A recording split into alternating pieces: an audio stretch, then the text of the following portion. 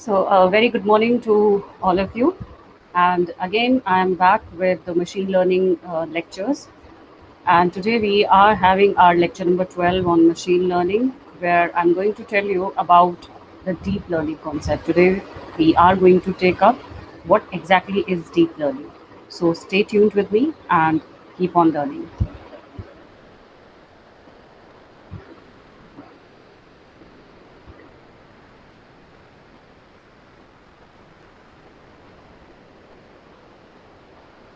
So here we are going to understand what exactly is the concept of deep learning related to machine learning.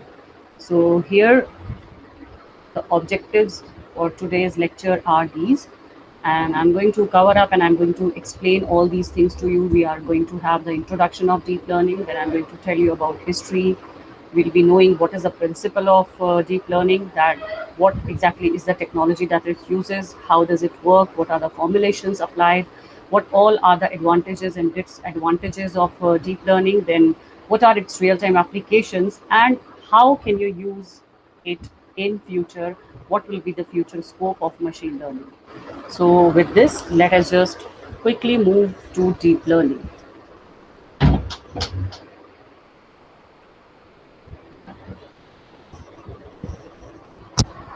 So when we talk about deep learning, which is also called deep structured learning, it is basically a part of a broader family of machine learning methods. That is how we relate deep learning with machine learning.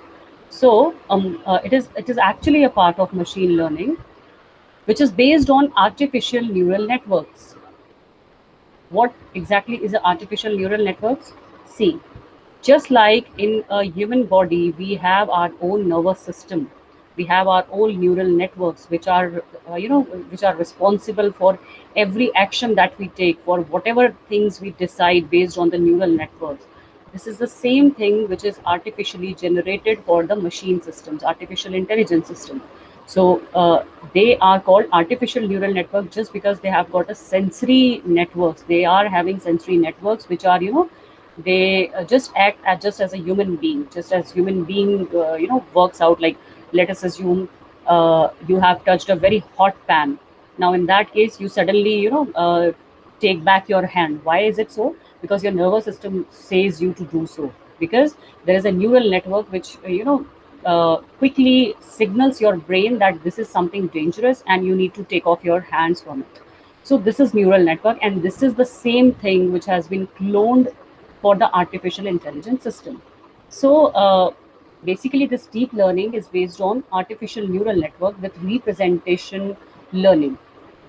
Now, this learning can be semi-supervised, supervised, or unsupervised. We have seen all these three types of learning previously. What all are these? So, deep learning is, it is not belonging to exactly a specific type of learning. Like, if you can say that no, deep learning is especially it is supervised, or it is kind of unsupervised, or it is semi-supervised. Nothing like that.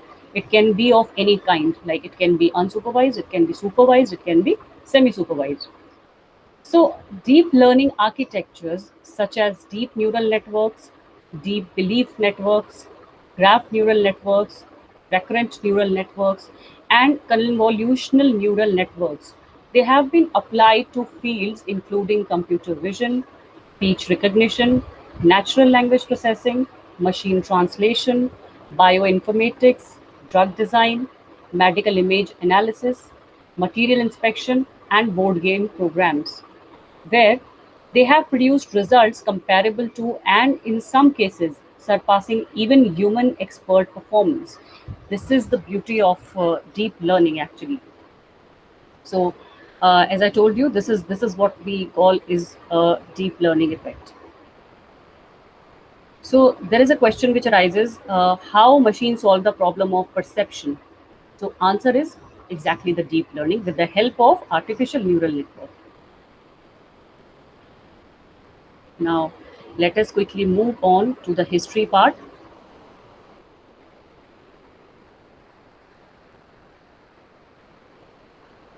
Now, see, some sources point that Frank Rosenblatt developed and explored all the basic ingredients of the deep learning systems of today.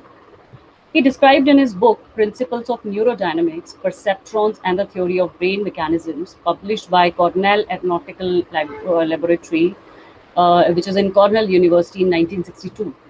The first general working learning algorithm for supervised, deep, feed-forward, multi-layer perceptrons. These all are parts of artificial neural networks, actually.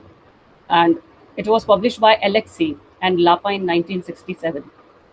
Now, a 1971 paper described a deep network with 8 layers trained by the group method of data handling. Other deep learning working architectures, specifically those built for computer vision, begin with the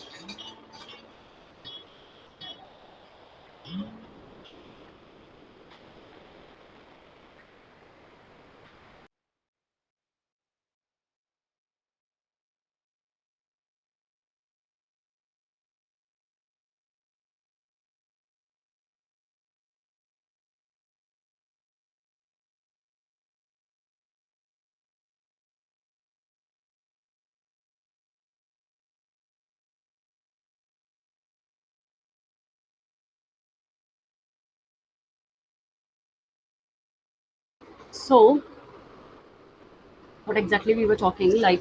Um,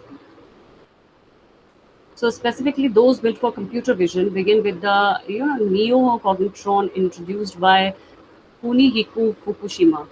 Now, the term deep learning was introduced to the machine learning community by Rena Detcher in 1986 and to artificial neural networks by Igor Eisenberg and colleagues in 2000 in the context of Boolean threshold neurons.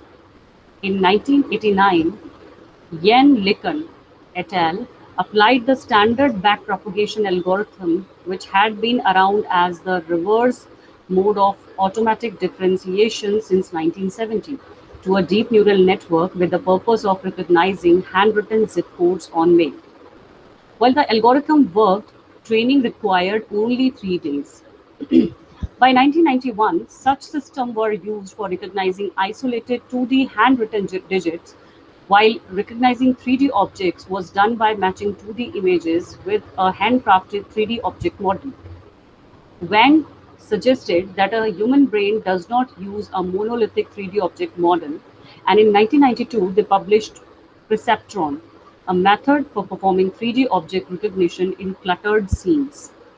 Because it directly used natural images, Perceptron started the beginning of general purpose visual learning for natural 3D worlds. Perceptron is a cascade of layers similar to neocognitron, but while neocognitron required a human programmer to hand merge features, Perceptron learned an open number of features in each layer without supervision, where each feature is represented by convolutional kernel. Perceptron segmented programmer to hand merge features. Perceptron learned an open number of features in each layer without supervision, where each, as I've told you, they were represented by convolutional kernel.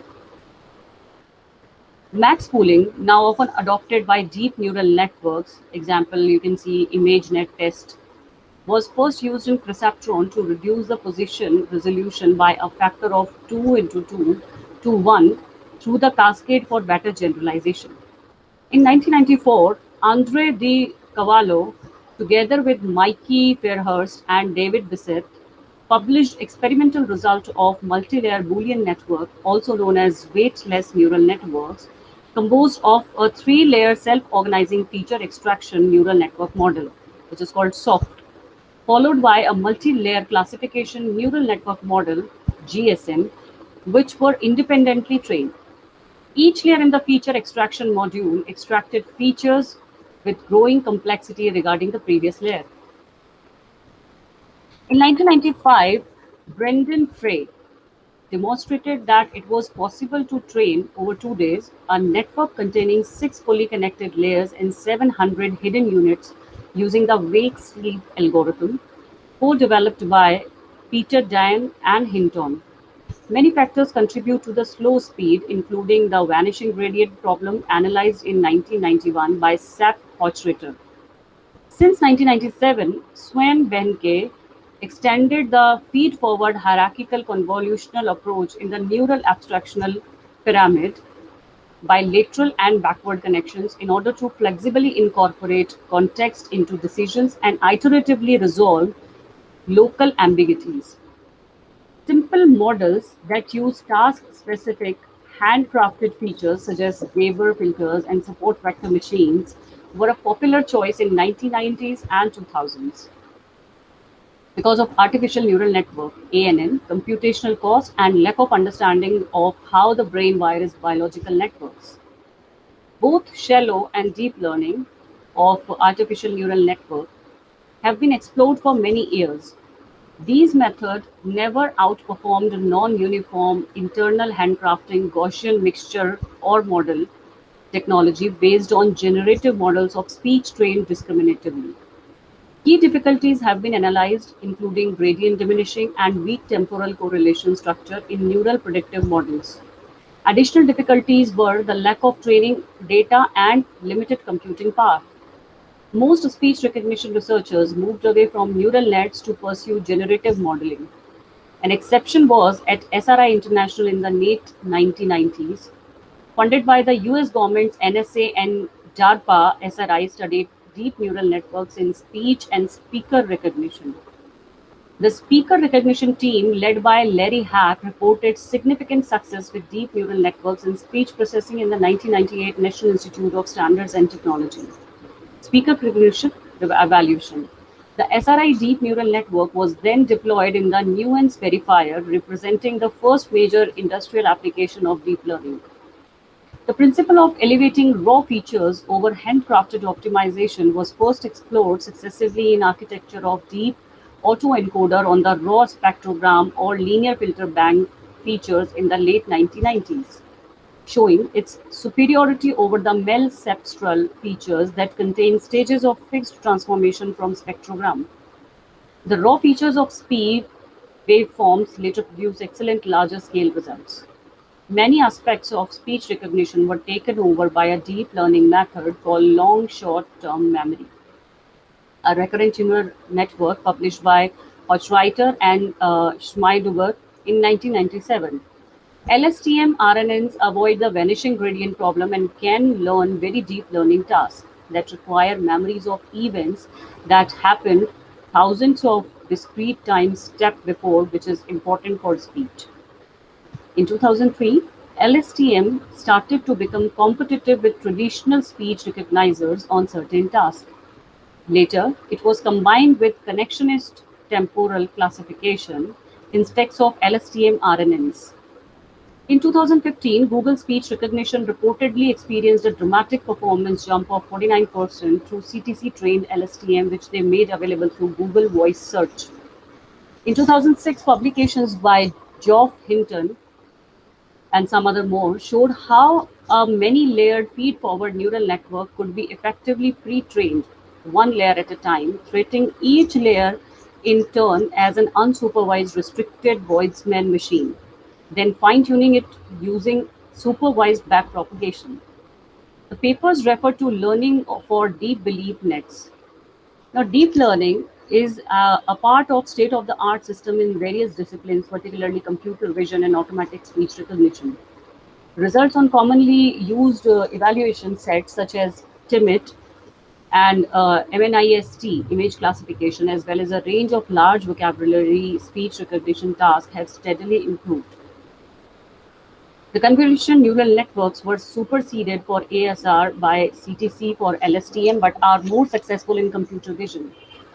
The impact of deep learning in industry began in the early 2000s when CNNs already processed an estimated 10% to 20% of all the checks written in the US, according to Ian Leachum. Industrial applications of deep learning to large-scale speech recognition started around 2010. The 2009 NIPS workshop on deep learning for speech recognition was motivated by the limitations of deep generative models of speech and the possibility that given more capable hardware and large-scale data sets that deep neural networks might become practical. It was believed that pre-training DNNs using generative model of deep belief nets would overcome the main difficulties of neural nets. However, It was discovered that replacing pre training with large amounts of training data for straightforward propagation when using DNNs with large context-dependent output layers produced error rates dramatically lower than the state-of-the-art Gaussian mixture model, and also that than more advanced generative models-based systems.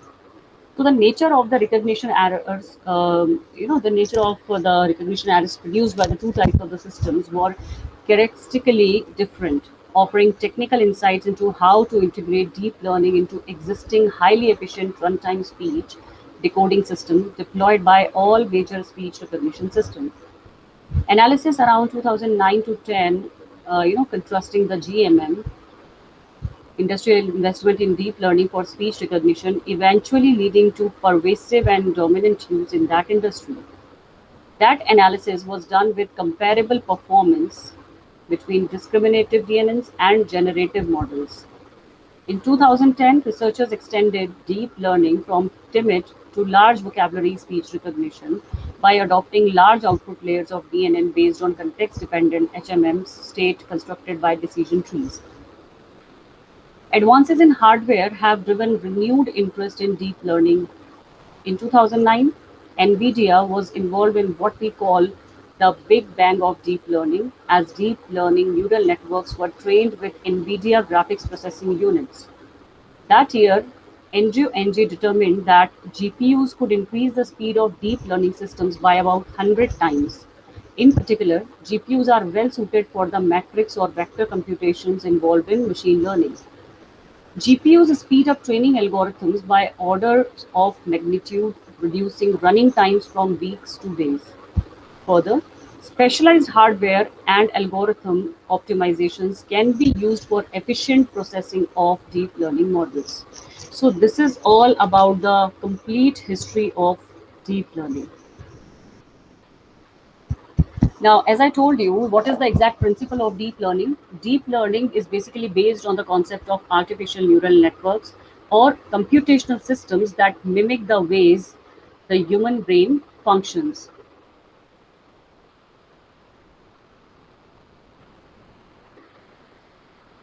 Now, what is the technology? Now, see, when we talk about this deep learning,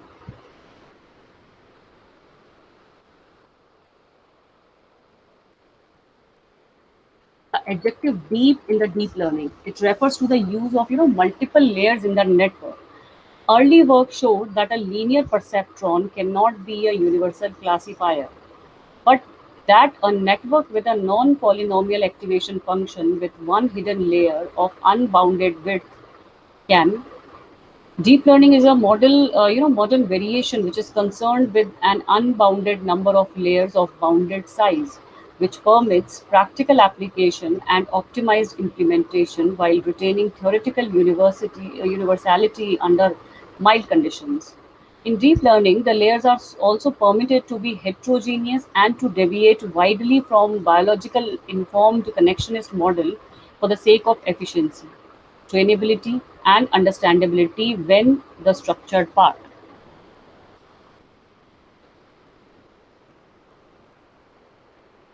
As we have seen that deep learning is a class of machine learning algorithms that uses multiple layers to progressively extract higher level features from the raw input. For example, in image processing, lower layers may identify edges, while higher layers may identify the concepts relevant to a human, such as digits or letters or faces. Now, most modern deep learning models are, based on artificial neural networks, specifically convolutional neural networks, which we call CNNs. Okay. Now, although they can also include propositional formulas or latent variables organized layer-wise in deep generative models, such as the nodes in deep belief networks and deep Boltzmann machines. Now, in deep learning, each level learns to transform its input data into a slightly more abstract and composite representation. In an image recognition application, the raw input may be a matrix of print pixels. The first representational layer may abstract the pixels and encode edges. The second layer may compose and encode engagements or arrangements of the edges. The third layer may encode a nose and eyes, and the fourth layer may recognize that the image contains a face. Importantly, a deep learning process can learn which features to optimally place in which level on its own. This does not completely eliminate the need for hand tuning. For example, varying numbers of layers and layer sizes can provide different degrees of abstraction. So as much as the layers, as much as the abstraction. Now the word deep in deep learning refers to the number of layers through which the data is transformed. More precisely, deep learning systems have a substantial credit assignment path, which we call CAP, or the CAP depth. The CAP is the chain of transformations from input to output. CAPs describe potentially causal connections between input and output.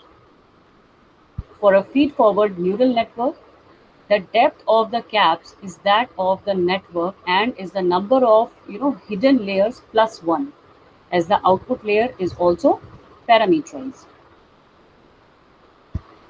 For neural networks in which a signal may propagate through a layer more than once, the cap depth is potentially unlimited.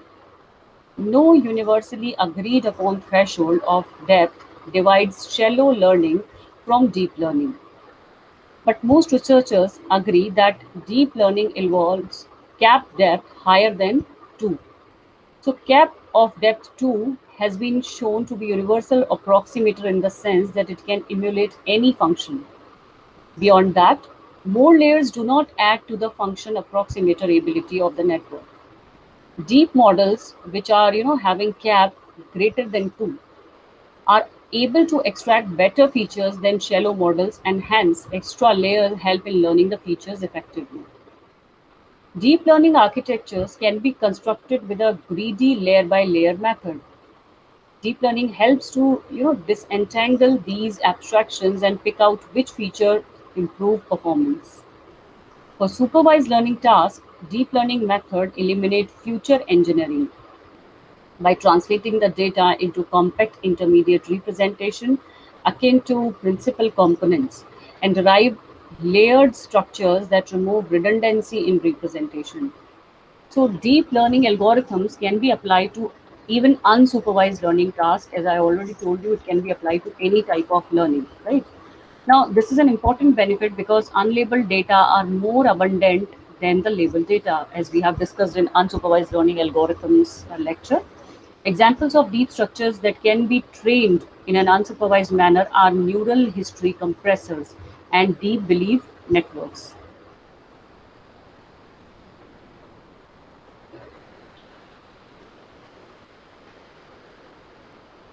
So we have seen a convolution neural network. Then the second technology it uses is of recurrent neural network, which are called recurrent because they perform the same task for every element of a sequence, with the output being dependent on previous computations. Or RNNs have a memory which captures information about what has been calculated so far, right?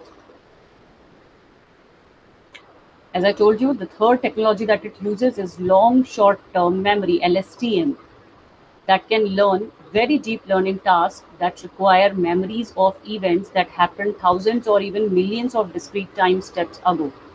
Now, LSTM works even when there are long delays, and it can handle signals that have a mix of low and high frequency components. So these are the components you can see here. It has got an input gate, and via memory cell it gets the input, the previous input it gets. Then we have a forget gate here, and whatever it gives it comes out for the output gate, and it goes in the memory cell as well. It stores in the memory cell as well. Now how does it work? What is the working? Consider the following handwritten sequence like 504192. Have you seen how quickly I have identified the digits? So I have done it effortlessly. I have recognized this thing. But the difficulty of visual pattern recognition becomes very apparent if you attempt to write a computer program to recognize such kind of handwritten digits. So what will happen in this case? Let us assume this is the case. Now can you understand?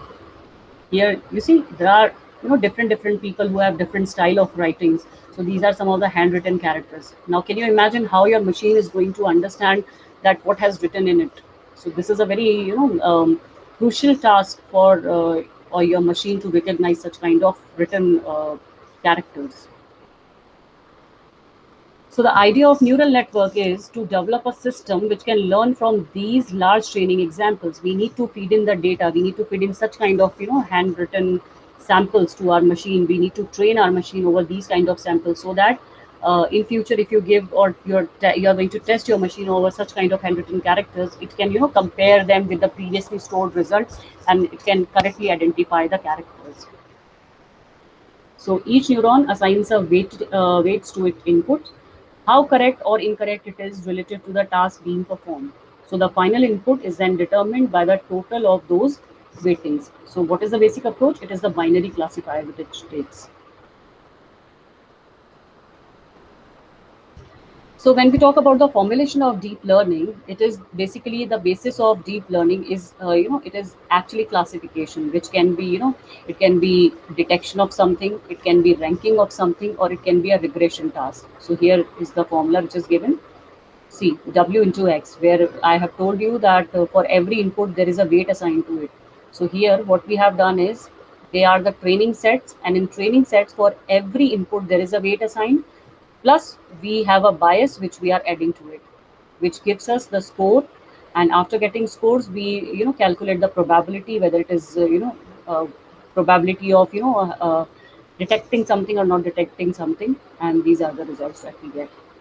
This is called cross entropy.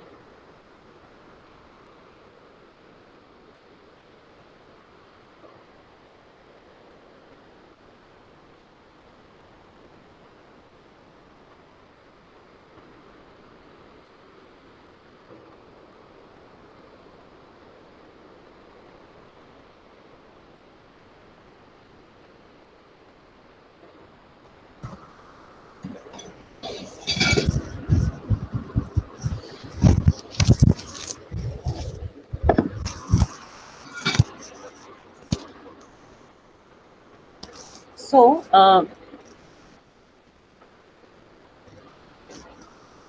what are the interpretations here? Deep neural networks are generally interpreted in terms of universal approximation theorem or probabilistic inference. The classic universal approximation theorem concerns the capacity of feed-forward neural networks with a single hidden layer of finite size to approximate continuous functions. In 1989, the first proof was published by George Sibenko for sigmoid activation functions and was generalized to feed-forward multi-layer architectures in 1991 by Kurt Hornick. Recent work also showed that the universal approximation also holds for non-bounded activation functions such as rectified linear unit. The universal approximation theorem for deep neural network concerns the capacity of networks with bounded width, but the depth is allowed to grow. Liu et al. Proved that if the width of a deep neural network with ReLU activation is strictly larger than the input dimension, then the network can approximate any Lebesgue integrable function. If the width is smaller or equal to the input dimension, then deep neural network is not a universal approximator. The probabilistic interpretation derives from the field of machine learning. It features inference as well as the optimization concepts of training and testing related to fitting and generalization, respectively. More specifically, the probabilistic interpretation considers the activation nonlinearity as a cumulative distribution function. The probabilistic interpretation led to introduction of dropout as a regularizer in neural network. The probabilistic interpretation was introduced by researchers including Hopfield, Widrow, and Narain, and popularized in surveys such as the one by Bishop.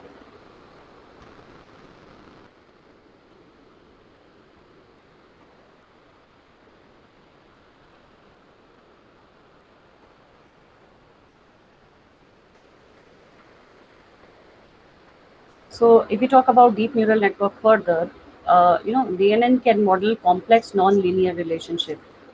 DNN architectures basically, they generate compositional models where the object is expressed as a layered composition of primitives. The extra layers enable composition of features from lower layers, potentially modeling complex data with very fewer units that are than a similarity performing shallow network.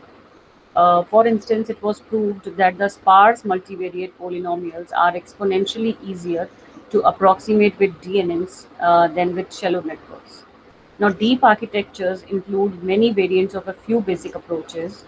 Each architecture has found success in specific domains. It is not always possible to compare the performance of multiple architectures unless they have been evaluated on the same data sets. DNNs are typically feed-forward network in which the data flows from the input layer to the output layer without looping back. At first, the DNN creates a map of virtual neurons and assign random numerical values or weights to connections between them. The weights and inputs are multiplied and return an output between 0 to 1.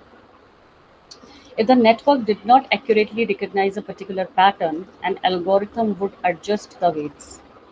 That way, the algorithm can make certain parameters more influential until it determines the correct mathematical manipulation to fully process the data.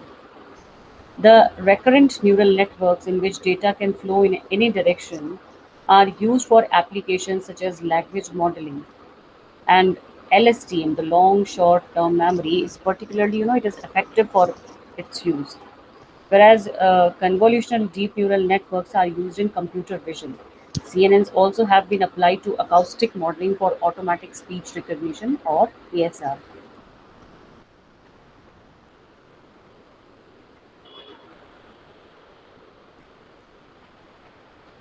So let us now come over to the advantages part.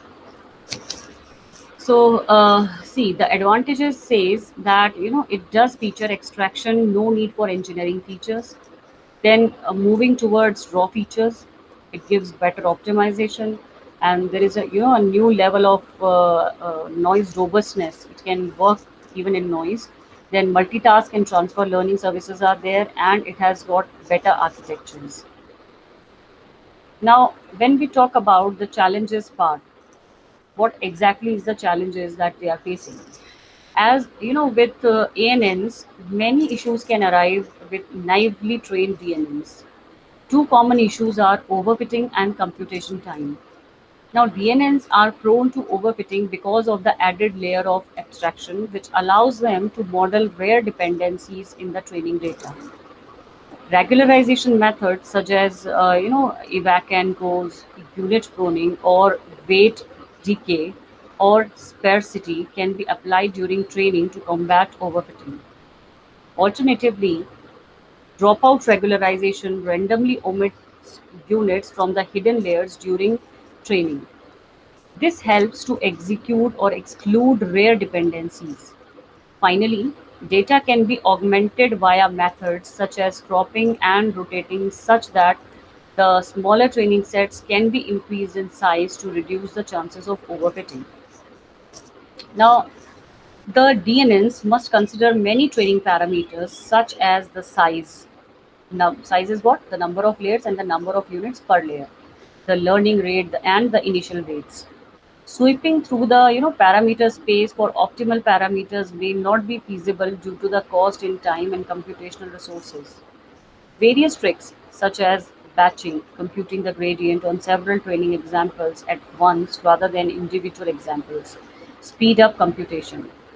Large processing capabilities of many core architectures, such as GPUs or the Intel Xeon Phi, have produced significant speed ups in training. Because of the suitability of such processing architectures for the matrix and vector computations. Alternatively, engineers may look for other types of neural networks with more straightforward and convergent training algorithms. CMAC is one such kind of neural network. Doesn't require learning rates of randomized initial weights for CMAC. The training process can be guaranteed to converge in one step with a new batch of data, and the computational complexity of the training algorithm is linear with respect to the number of neurons involved.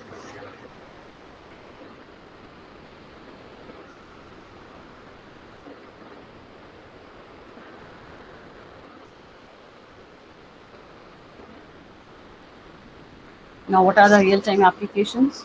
Automatic colorization of black and white images. This can be done with the help of deep neural network. Then automatically adding sounds to the silent movies. Even this is possible using deep neural networks. Then automatic machine translation. What is automatic machine translation? It can find out what different languages have written here, so it can convert this into a proper language. Then object classification and detection in photographs. It can identify by itself what all are the objects that are shown.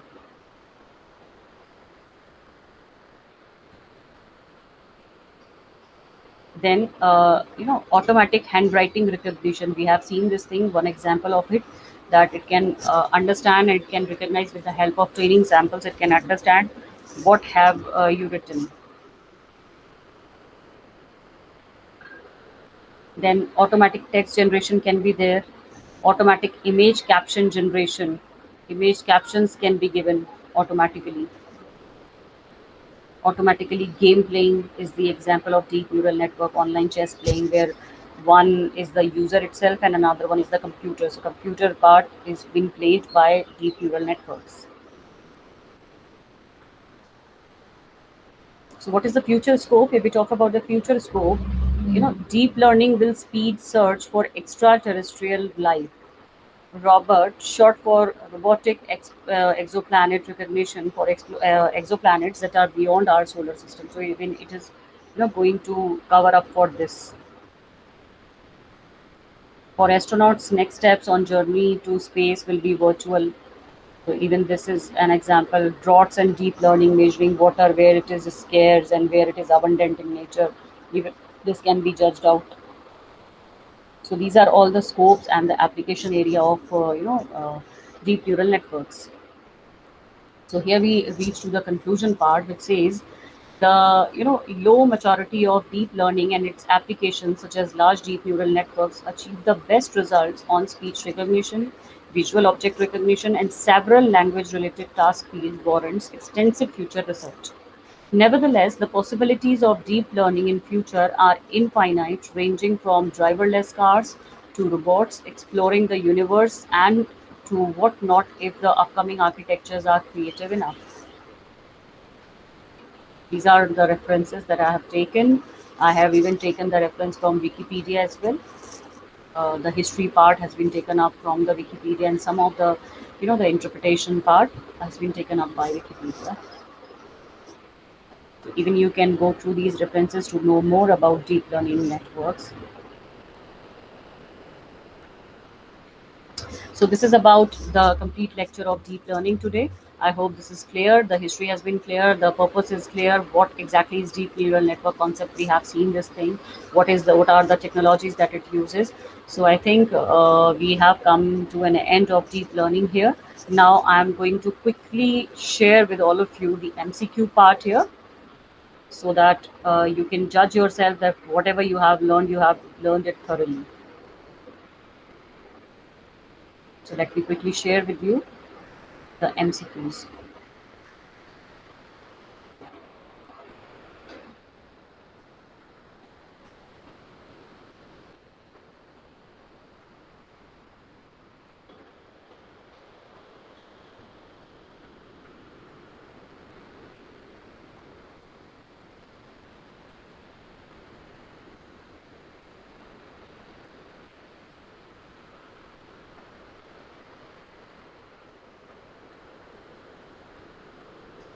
So these are the MCQs that you are going to cover up today. So quickly go through it and try to answer it. Now here, question number one says, which of the following is a subset of machine learning? Is it NumPy? Is it SciPy, deep learning, or all of the above? The second question asks you, how many layers deep learning algorithms are constructed? Is it two layer, three layer, four layer, or five layer? And the first layer is called the inner layer, outer layer, hidden layer, or none of the above. So I hope everything is very already clear to you, so you are able to quickly identify the things. So try to answer quickly.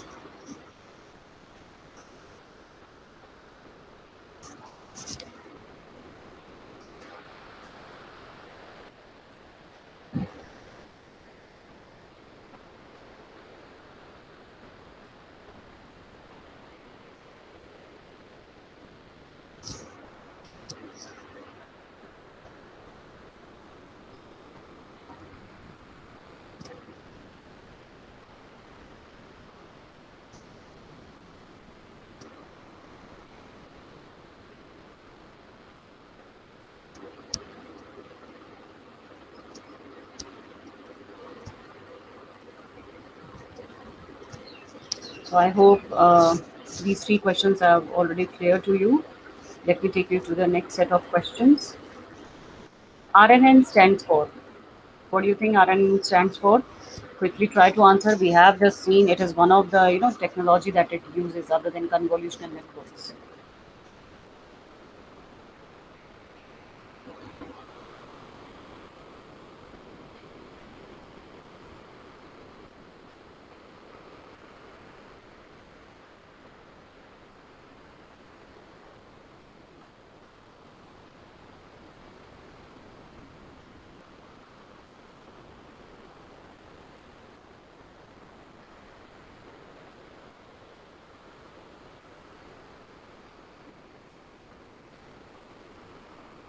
Now I hope you were able to answer the question here.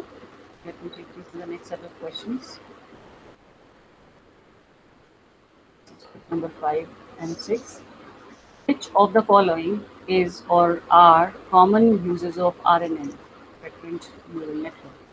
Businesses help security traders to generate analytic reports, detect fraudulent credit card transactions, provide a caption for images, or all of the above. And the next question is which of the following is well suited for perpetual tasks? Feed forward neural networks, recurrent neural networks, convolutional neural networks, reinforcement learning. Try to answer it quickly.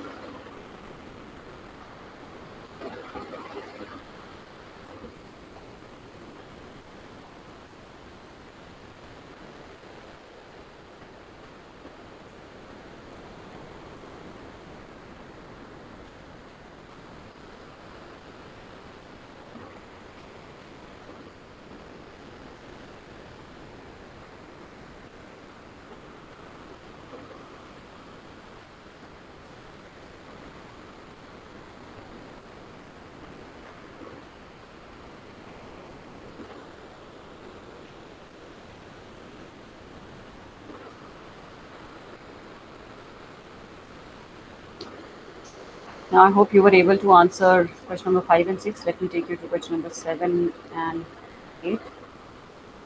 CNN is mostly used when there is an structured data, unstructured data, both A and B, or none of the above. And question number 8 says which neural network has only one hidden layer between the input and the output? Do we call it shallow neural network? Is it deep neural network, feed forward neural network, or recurrent neural networks?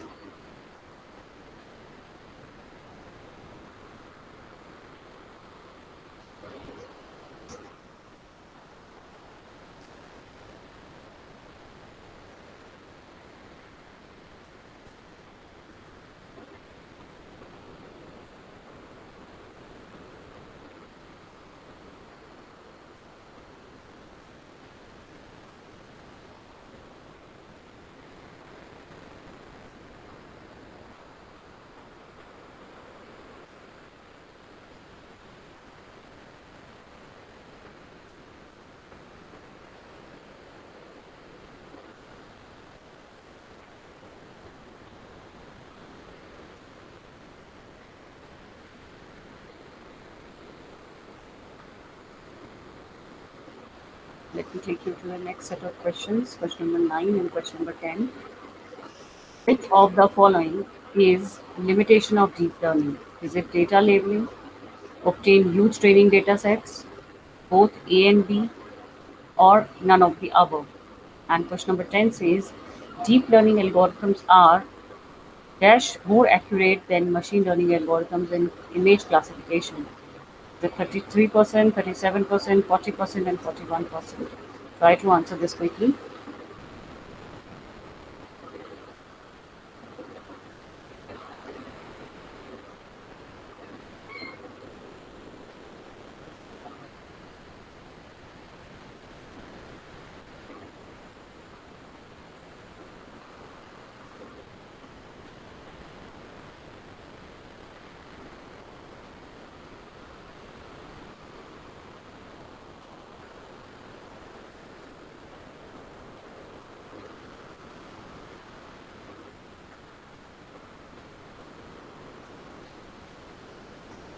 So I hope you were able to answer all these questions correctly in this MCQ.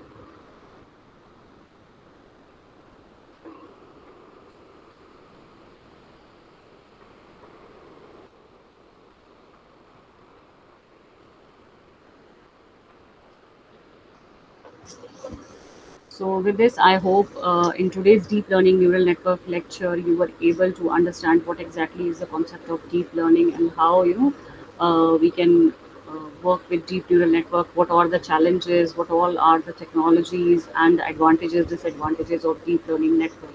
We have seen all of them. I hope all of these things are clear to you. And in case if you have any kind of queries, you can just post your questions and your queries in the comment section to get get answered.